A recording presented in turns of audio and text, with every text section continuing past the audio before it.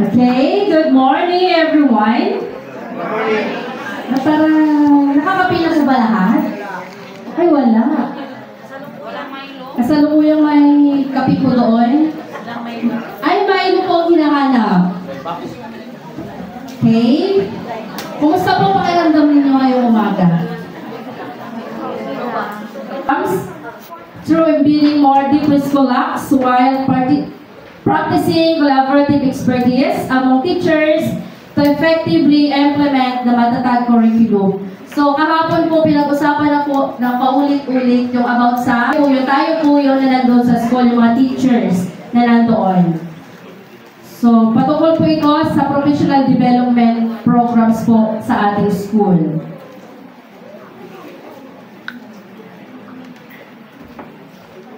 Okay, so the session will be learning to bear one of the common topics on leaders.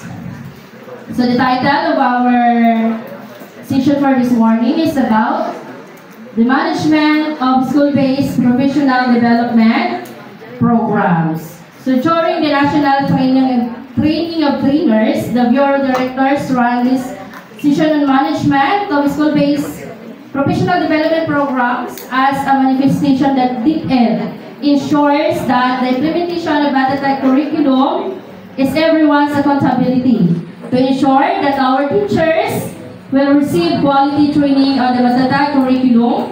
All of us, from school leaders and specialists of central office, regional office, and division office as well, and schools need to collaborate.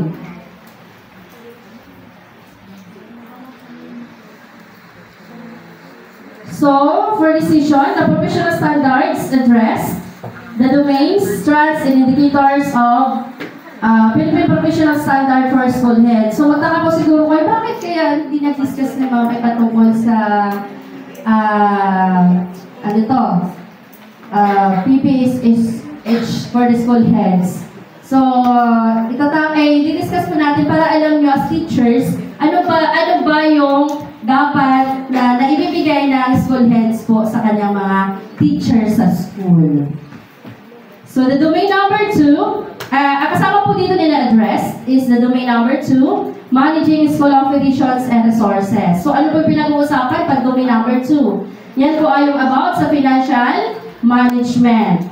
Manage finances adhering to policies, guidelines, and issuances in allocation, procurement, disbursement, and liquidation aligned with the school plan. So, siguro kayo aware naman about sa financial management ng inyong mga schools kung saan napupunta. At binibigyan pansin dito ang teachers' professional development. Dapat daw ay kasama sa binibigyan ng pansin ng school head sa financial management o pagbabudget ang teachers' professional development. So, sa inyong school po ba yung ginagawa na ninyo sa ngayon na mga program about the professional development of your teacher? Eh, na kayo po mga guro. Ano po ginagawa ninyo? Anong pamilyar sa inyong ginagawa ninyo? Isa. At yung isa po tuwing mid-year? At maliban po doon, kami mga pagkakataon po na pwedeng sa mga trainings po, seminars na outside sa school natin, pwede po tayo nabigyan ng allocation ng ating school head para po makapag-attend. And also, focusing in teaching and learning. School-based review, contextualization, and implementation of learning standards. So, indicator po dito, assist teachers in the review, contextualization, and implementation of learning standards to make the matatag curriculum relevant for learners. Bakit po kayo naka-highlight yung assist teachers? Dahil po, importante po as school heads, ang inyong mga school head po dapat ina-assist si teachers, hindi po hinahayaan lang. So, hindi po natatapos dito. Ito po na mayroong mga seminars, pagdating po sa school, dapat po si school head ay na-assist po si teacher, lalo na po sa implementation ng matatag curriculum. Kung ang implementation ba ay nakakasunod sa learning standards ng matatag curriculum. na kinakailangan po ng ating mga learners. And domain number 4, developing self in others. It is the professional development of school personnel. So, binibigyan na naman po ng pansin dyan ang professional development po ng mga school personnel. So, dapat po hindi lang si school head ang laging nag-a-attend ng mga seminars. So, ang teachers din po ay kailangan din po makapag-attend ng iba't ibang mga professional development. Implement professional development initiatives to enhance strengths and address performance gaps among school personnel. So, ginagawa po ito ang professional development para po maano? Okay. Yung ating mga strength and weaknesses. So, yung ating kung saan po tayo, ano to, yung strength natin, ipagpatuloy, at ang mga weaknesses natin dapat natin mabigyan ng pansin. And monitor and evaluate the implementation of professional development initiatives in enhancing strengths and addressing performance gaps among school personnel. Ano pa po ba yung kakulangan natin ng mga teachers? Dapat po mabigyan ng pansin yun. Mabigyan po ng programa para yung mga performance gaps na yon ay matugunan. And then, domain number 5, building connections. Communication. Communicate effectively in speaking and in writing to teachers, learners, and parents, and other stakeholders through positive use of communication platforms to facilitate information sharing, collaboration, and support. Ang inyong mga school head ba ay effective communicator sa inyo po? Ano pa kanina? Effective po ba ang mga school head ninyo? Yes! Wow, very good. So, dapat si school head natin ay in a positive use. Positive use daw ng communication at na ipapacilitate niya ang mga information na dapat po maibigay sa atin, sa mga teacher, yung mga information. And syempre yung support ng school head. Kasi di ba po, pag tayo po yung school head, pag naibibigay natin yung support sa teacher natin, ang teacher po natin ay effective din. Nagagawa niya rin po ng tama yung kanyang trabaho. And domain number 7, personal growth and professional development. Professional reflection and learning to improve practice. Develop a professional improvement plan based on reflection on one's practice and ongoing professional learning. Okay, for our session for this morning, we have an outline. So, decision flow will be the rules of school leaders in leading and managing school-based professional development programs, effect size, and its intervention and requirement, the whole school approach, school-based professional development programs, implementation strategies for the conduct of school-based training in the Matatag curriculum, and the work application plan or yung WAP. Wow. So our objectives, the participants will be able to discuss the significant leaders and leading in managing school-based professional development programs to improve teacher practice. Integrate the concept and elements of the whole school approach to curriculum planning and its link to teachers' ongoing professional learning, articulating the effect size and its impact of learning outcomes. Discuss the implementation strategies for the conduct of school-based training in the Matatag curriculum. To develop a WAP capturing the general concepts of Matatag curriculum, articulating the global school-based professional development plan for teachers in the Matatag curriculum, and display willingness to implement the WAP to improve learning outcomes. Okay. So for now, I had confidence that you already have significant practice, experiences about attending or managing any professional development programs conducted at your school. So sa inyong school, pag inyong mga development program, may mga rules naman po siguro kayong na-assign po sa inyo. So, ito po activity na ito. For 5 minutes, please accomplish the given my memory on that I will give you sa maabutan po ng template. So, ito po. Ano po ay experience or practice being? Ano po yung inyong role? Halimbawa, nag-slack kayo. Ano po yung inyong role doon? During, anong professional development program po yung ginawa? Which helped me to enhance. Ano po yung na-enhance sa inyo? Thus, ano yung naging resulta nito? Halimbawa, kayo po ay experience as facilitator during scholarly action cell. Which helped me. Ano pong naitulong sa inyo na nag-facilitate kayo? At ano po yung naging resulta? Para po makapag-share ng inyong mga sagot. Again, good morning. I am Luisita P. Istayan from Burero Annex Elementary School. Okay, ito po ang ginawa ng kagrupo ko from PAA, Palawan Adventist Academy, Malinaw, and Princess Arduha. Ayun. Okay po, so keeping my memory on. We experienced or practice being the facilitators during the program namin ay Early Language Literacy and Numeracy, or ELNA, which help us enhance the different strategies and techniques in teaching reading and numeracy skills. Thus, the result, the learners for us, the result of course for the learners. Now, so because we having a Slack or this kind of topic is for the learners. So the result, of course, because of giving different strategies, showing different strategies to teachers, the learners or our learners easily comprehend and understand the lesson because of that strategies, different strategies. Then demonstrate better understanding and of learning and the different materials they read. And of course, expand their vocabulary and use context effectively and also analyze text critically. So because of, we are focusing on reading and numeracy. Thank you so much.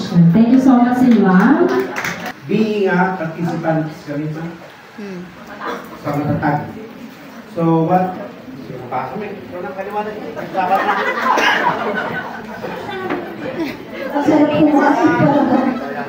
Sige, basahin ko yung sinulat niya. Ayaw nga, pero steno na naintindi rin ako eh. Alright, so as participant, we have learned a lot. Tama na, Pilipino pa lang eh. Bilang participant po sa isang seminar, na-develop po ang aming through strategies. Ang aming kaalaman, ako kung personal, siyempre nagpapalimang So, through the seminar that we have attended, we gained knowledge on how to use different methods and strategies when we go back to our school in applying the Matatag curriculum. That's all. Thank you. Good morning. Additional ba po, sir? Yung kay mami yung ngayon, yung tanong ito, memory. Ma'am? Memory. Yung may hapon.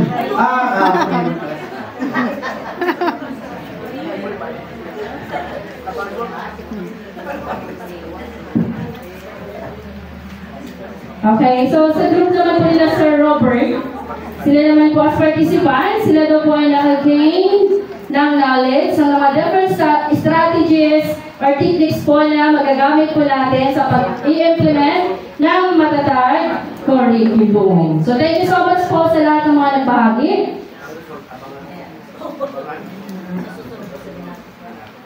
Okay, so what can you say about the activity? So tungkol doon sa activity ginawa po ninyo, what can you say about the activity? Buhay?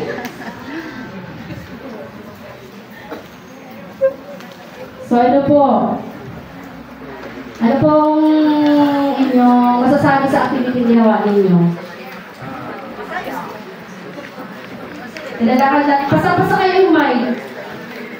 Pagtapos dito, ay may nagsalita na dito na naman. Pag may nagsalita po dito mamaya, sir. Opo, sunod doon naman. Opo, o yan na po yung mic. Basta microphone po tayo.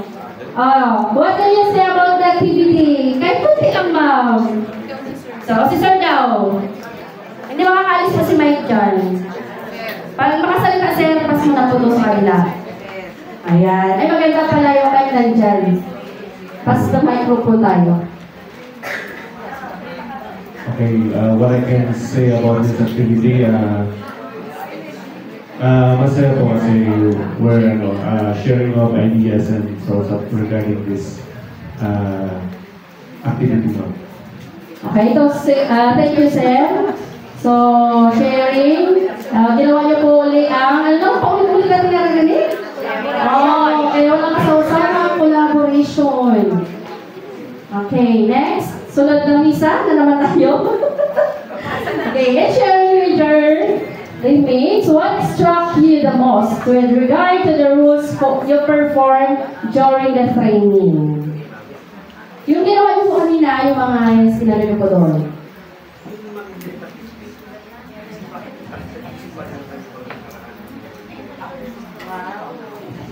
Sige na po, mga 2 words. Diyan sa table nila, Ma'am Jens. Ma'am Jen. Basta-basta, isa mo na magsalita. Sunod na ikot ng mic, yung isa na naman. Para malugi. Sige na, Ma'am Jen.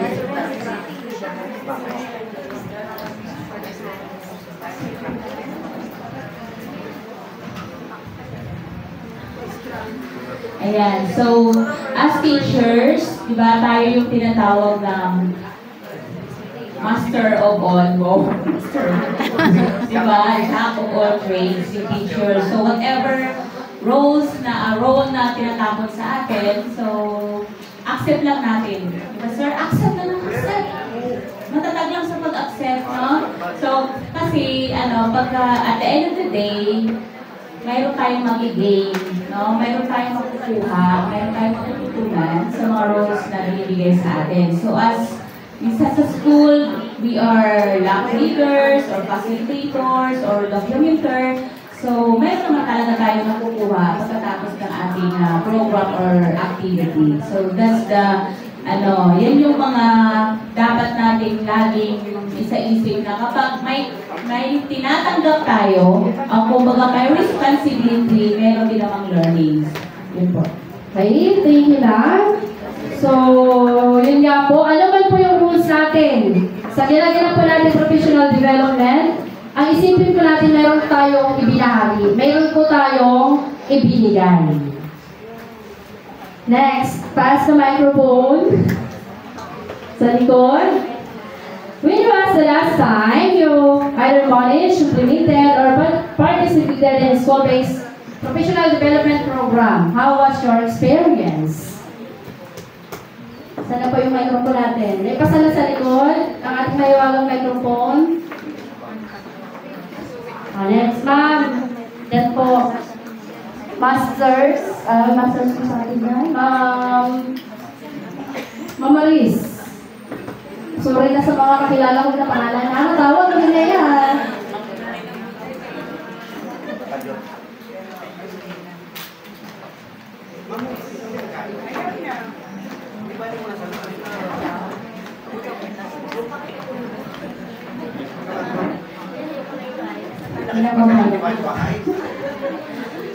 Last time ay sa school ay nagkaroon kami ng salak po tungkol po sa IT. So, inatakan po ako na maging facility sa aming lab. Kaya lang, minsan, yung pagkakataon na tayo bilang isang teacher ay pag sinabihan tayo na mag-prepare or mag-facilitate ng ating lang ay nag-prepare tayo tayo. Pero may sa pagkakataon na prepared ka, hindi ka naman pala patatayuin. So, bilang experience mo, hindi naman lang yun. Siguro may mga time na bigla nagkaroon ng hindi naman siguro naglasal niya. Siyempre, bilang prepared ka na, parang ano man yun, dismaya ka kasi pinagandaan mo yung picture.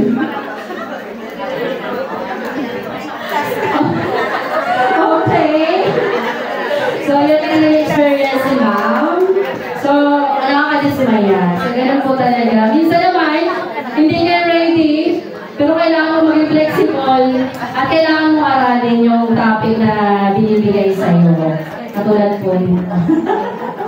Kailangan aralin. Okay, next po. So, yun ang experience ni ma'am.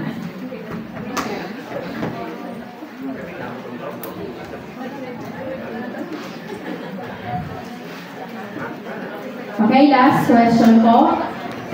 Pakipasa ang kaliwag microphone. In leading, managing, or implementing a school-based professional development program, what do you think are the critical factors that we need to consider? School dito sa likod. Sunod na may isa ba sila?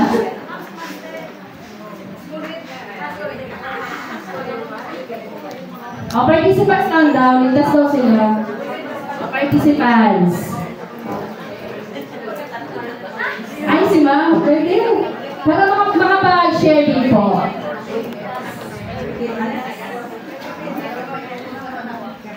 Can we...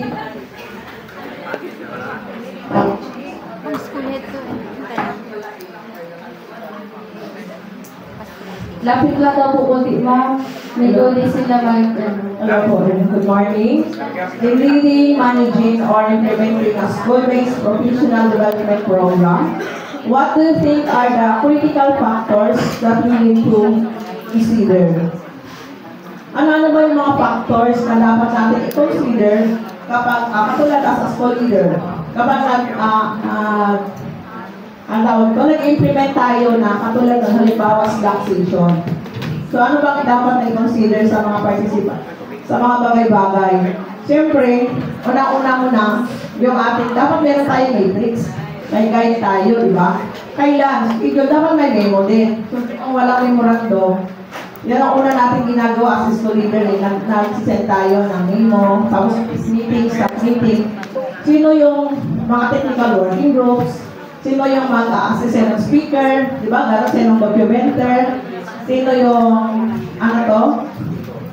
Basta gano'n, may mga parts po, mayroon pong ginagampanan yung bawat isa. So, hindi po tayo basta-basta lang na magpapaslack na hindi po ready. So, yung time, as to the kailan yung schedule, anong oras po yan. And of course, kailangan po natin yung needs ng ating mga teacher. Kailangan natin i-assess yan. Kasi hindi po tayo basta-basta mag-run ng isang training na hindi naman po yung need pala nila. Di ba kailan natin ng INSAT? Natatandaan po ba ninyo? Sino po yung gumagawa ng INSAT? So yun. Yun po yung basis natin bakit tayo mayroong mga lock session. So kung ano mga needs ng ating mga teachers, doon po tayo ba? So yung critical factor na dapat natin siguro i-consider na una, what are the aids of the teacher for them to grow? Kasi yun ang importante. Kung hindi niya naman yun, so hindi. So yan lang po. Thank you. Okay, thank you Ma'am Carmen for your additional information. So, tama po yung mga factor. Dapat, siyempre, preparasyon para sa mga lab po natin. At, yun nga po sabi ni Ma'am, malakan po yung mga kailangan pang ma-improve sa teachers po natin. Kaya po, mayroon tayong self-assessment or yung sinasabi ng mag-alina na exam. Para malaman po natin saan na ba tayo develop at ipagpatuloy na improve at saan pa dapat nating i-improve. Yun ang mga konsiderasyon natin o factor na kailangan natin sa development program. At syempre yung facilitator natin dapat ano ito siya, equipped, knowledgeable, na unawaan niya yung topic na i-discuss niya. And also din, kasama din syempre yung size, yung dami ng mga participants, at mga resources na additional demand, at mga resources na kailangan. Okay. So, kaya kasama dito, what is effect size and why does it matter? Kasi kasama doon sa factor na dapat daw na sa development program, the effect size and the intervention required to improve the school's academic performance. Kasi po sa mga slack natin, karamihan o kalimitan po na ating dinidiscuss o mga topic po doon ay patungkol po sa mga problem natin sa academic performance ng ating mga estudyante o ng kabuuan ng ating school. Kaya nagkakaroon po tayo ng mga school learning action. So yun dapat po, hindi po mga invitation ng mga ano po. Ng mga ano po. And dapat nakafocus sa performance na kinakailangan na ma-improve sa ating school.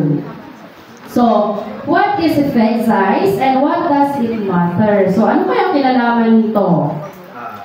So, effect size tells you how meaningful the relationship between variables or the difference between groups is. It indicates the practical significance of a research outcome. So, ano kaya ito yung sinasabing variables na ito? Anong epekto nito sa school performance ng school performance na kailangang i-improve? Ano kaya yung kinalaman nito?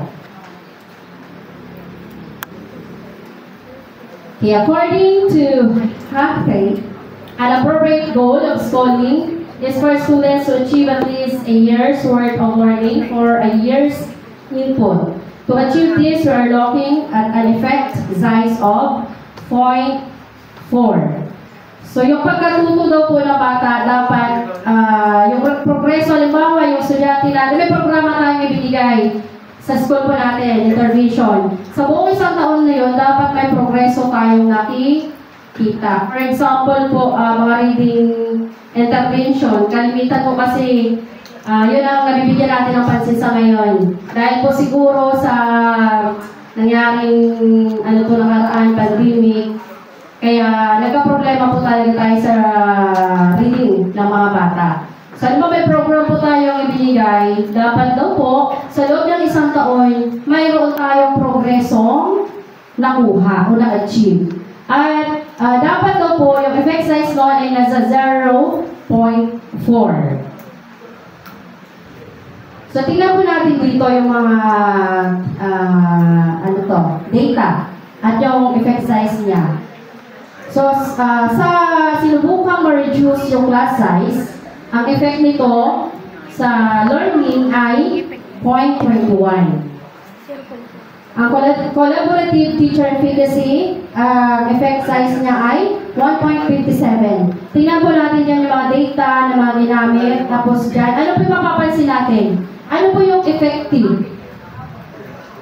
Effective na makatulong. Ano po yung nakita nyo dyan?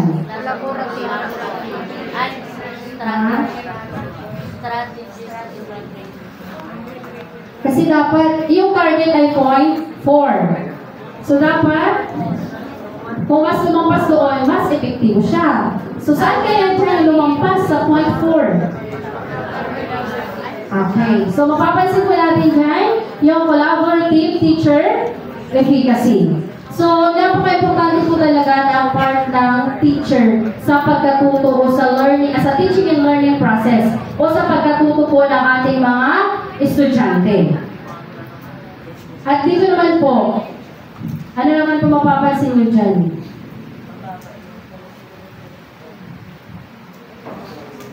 Ang pinakamababa po ay yung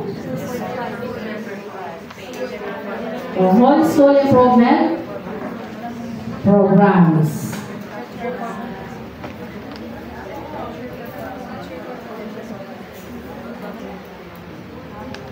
Okay, currently the exercise of introducing collaborative expertise o yung kanina ay collaborative teacher efficacy and making it a focus of teacher professional development. So kaya ipinasok po ito dahil nga makikita doon sa resulta na kailangan talaga mabigyan ng pansin ang teacher professional development kasi siya yung mayroong malaking bahagi sa student learning.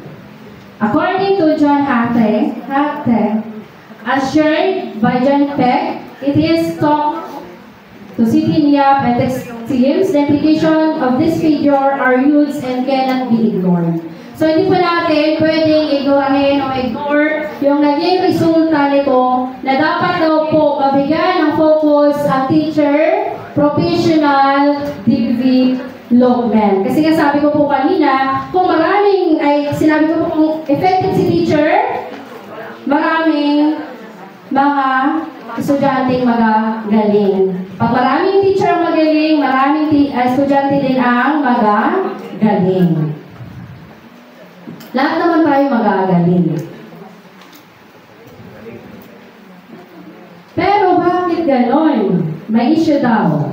There is an issue. DepEd has good policies, in particular Defeat Order number 35 since 2016, yung tungkol po sa lab. It's consistent with best directional thinking internationally. The policy on using labs has been in the Philippines for years before this DepEd order. So, bago pa man nagkaroon ng DepEd order, mayroon ng mga lab na nangyayari doon. Kaya lang, di tayo aware na yun pala ay lab na yung mga simpleng nag-meeting tayo pinag-uusapan yung mga performance ng mga bata, kung paano ito masolusyonan, yun pala yung mga lab na rin. Kaya, bago pa man daw po ito, may mga lab na nangyayari noon. Pero, however, few, if any, tangible improvements are evident. Consider PISA in that result. So, kung malakas na agad ang lab natin, bakit daw ganito pang naging resulta? Ano daw ang naging resulta ng NAT at ng PISA po natin? Parang kahapon narinig ko kahapon na nababanggit ang about sa result ng PISA. So, anong nangyari? Ano kaya problema? Bakit gano'n pa rin ang resulta kung malakas na sa Pilipinas ang LAC natin? Ano kaya ang problema? So, how do learners' overall performance in NAT G12 compare from 2019 to 2023? So, mapapansin po natin dyan, mayroong pag-aral po ba? Mayroon naman po from 2019 to 2023.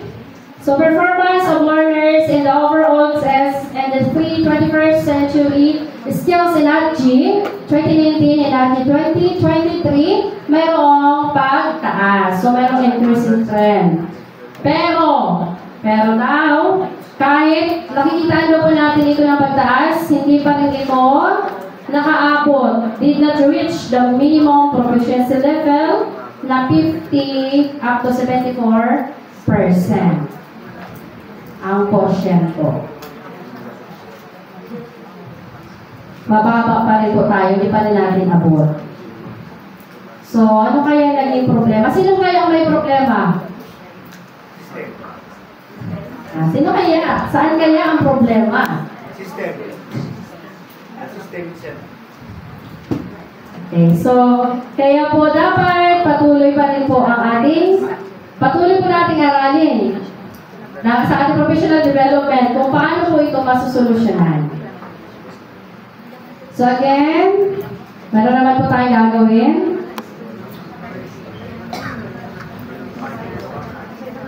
Okay, ano ang inyong kwento? Okay, stay in your division kasi ano. Stay in your, ayun po, sa inyong misa-misa. Right? And organize yourselves into 4 groups. So may, ano na lang po siguro, may base na. tables po. Makikisa na lang po. As a group, accomplish the My Story template na ipapamigay po. Nandiyan po. Reflect on and discuss your outputs among yourselves. So, sagutan po nyo yan. Then, i-reflect at i-discuss po ninyo dyan sa inyong grupo.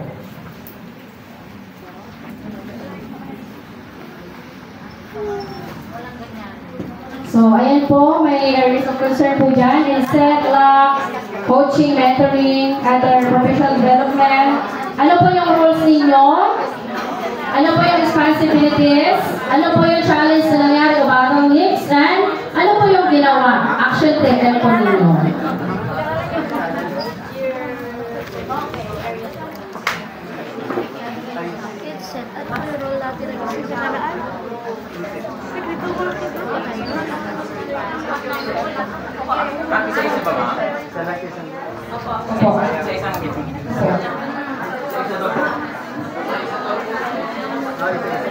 Tapos po, magbibigay po ako nito. Ikaw mag-share po ulit kayo, tapos ilalagay niyo po dito kung ano po yung pagkasunduan niyo dyan, kung magkakapariyo po kayo. Then, magkakaroon po tayo ng carousel, pasa-pasa, ng mga sagot sa pilamusan. Dito na lang isa na lang. Pass! Pass na po! Ano na, may nawawalan na dito?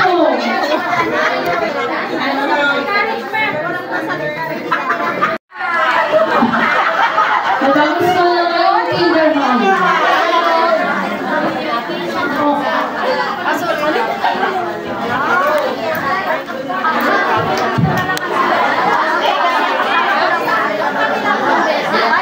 Good morning, everyone. Kami po ang Kinder High. Combination po ng Kinder at High School.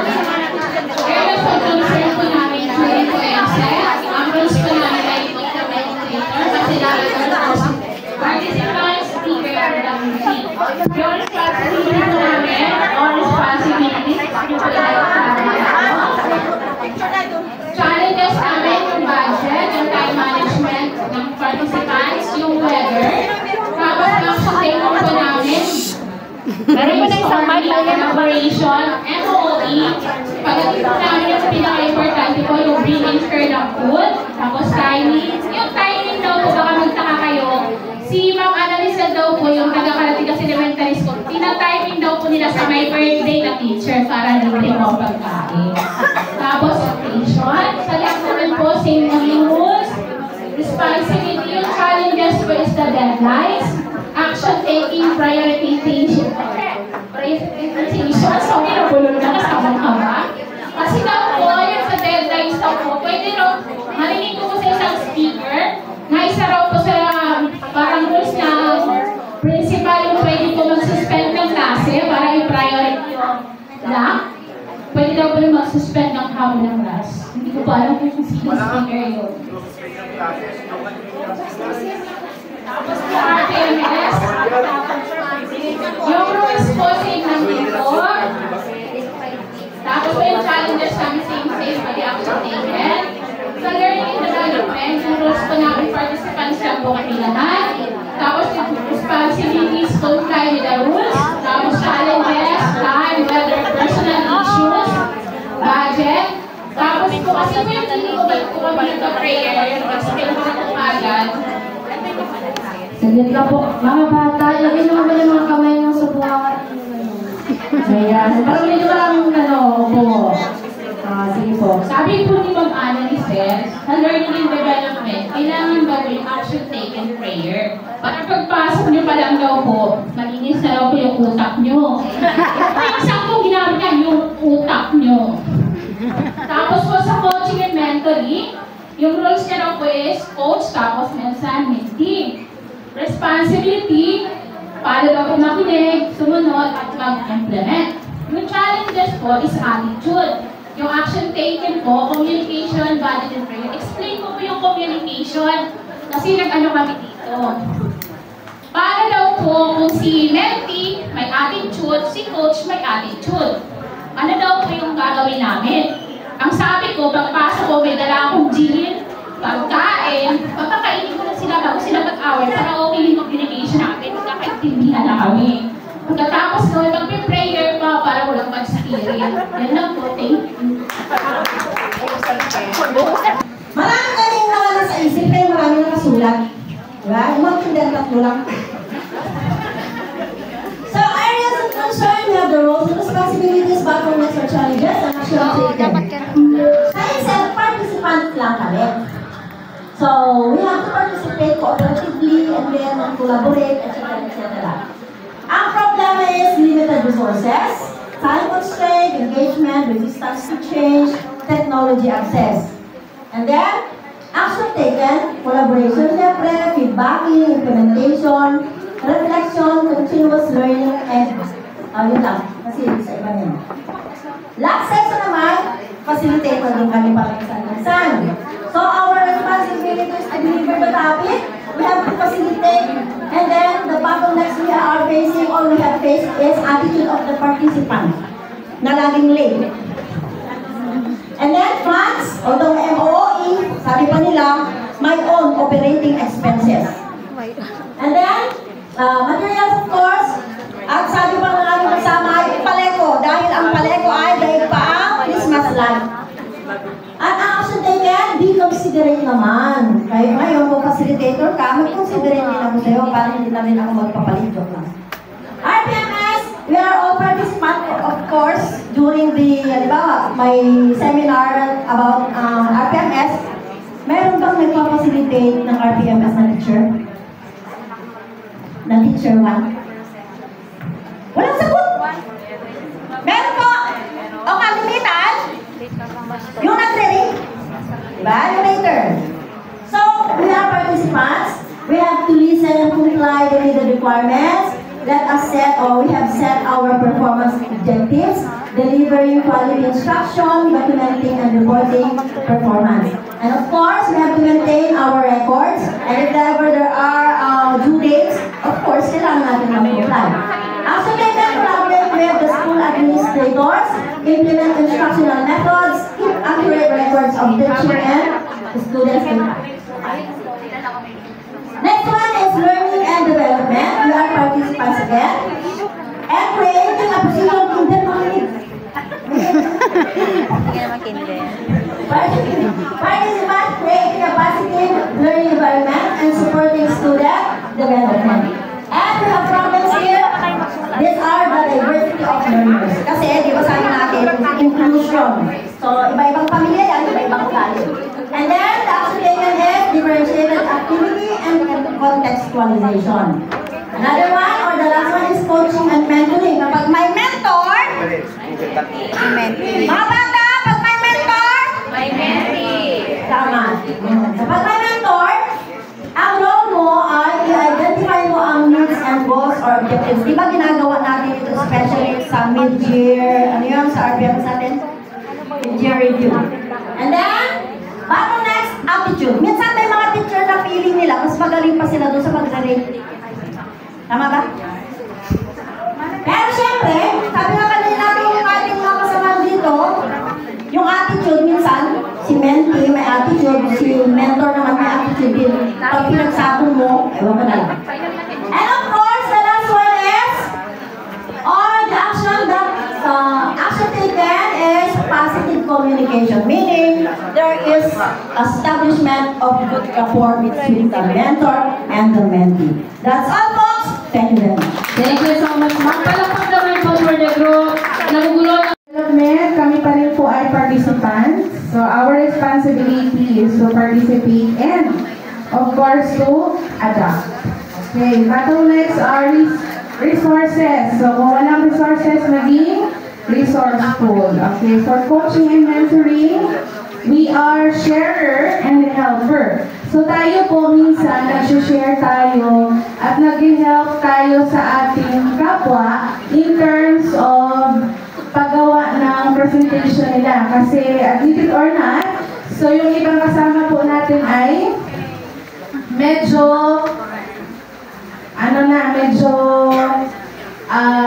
hindi sila masyadong hindi nila forte okay, yung gumawa ng mga presentation. So, we have to help them.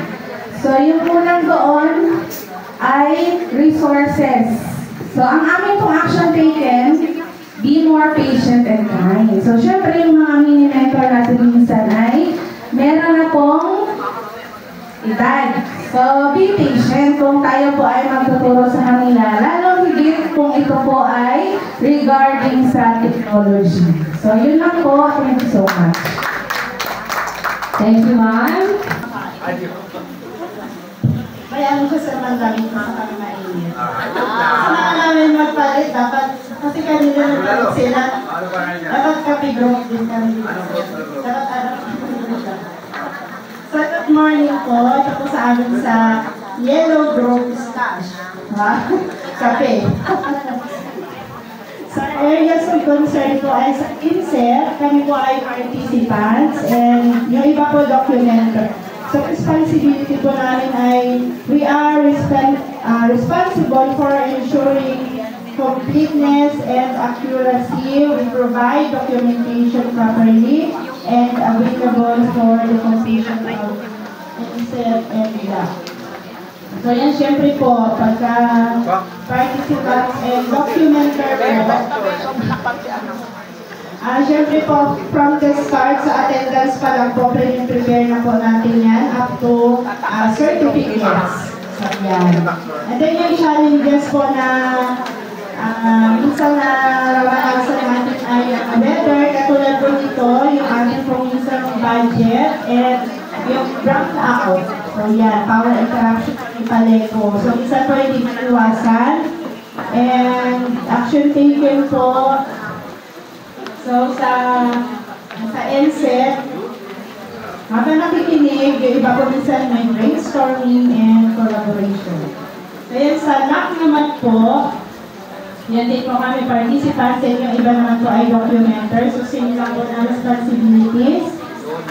And yung action taken naman po ay yun din po, communication. So, sa LAC po medyo syempre, nag-share tayo ng mga thoughts and ideas. Kapag po si resource speaker ay meron pong i-impart sa atin. So, kailangan minsan ay, yun po, brainstorming tayo for the way of communication.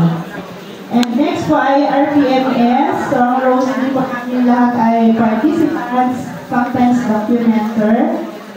So, responsibilities po namin na i-take note po lahat yung mga important details. And gano'n din po may collaboration din. So yung challenges po minsan lack of interest kasi minsan po hindi po natin maiwasan, inaantok na po tayo, di ba po? So yun, so kailangan po mag-pay attention and ino-note din po natin yung mga important details po para po malagay po sa ating isip. May po tayo lagi na yun po yung ating napag-aralan sa RPMS. So yung RPMS po, di ba nakakapagod? Maraming MOBs po, maraming folders. So kailangan po, pagka may speaker, dapat po ay nakikinig.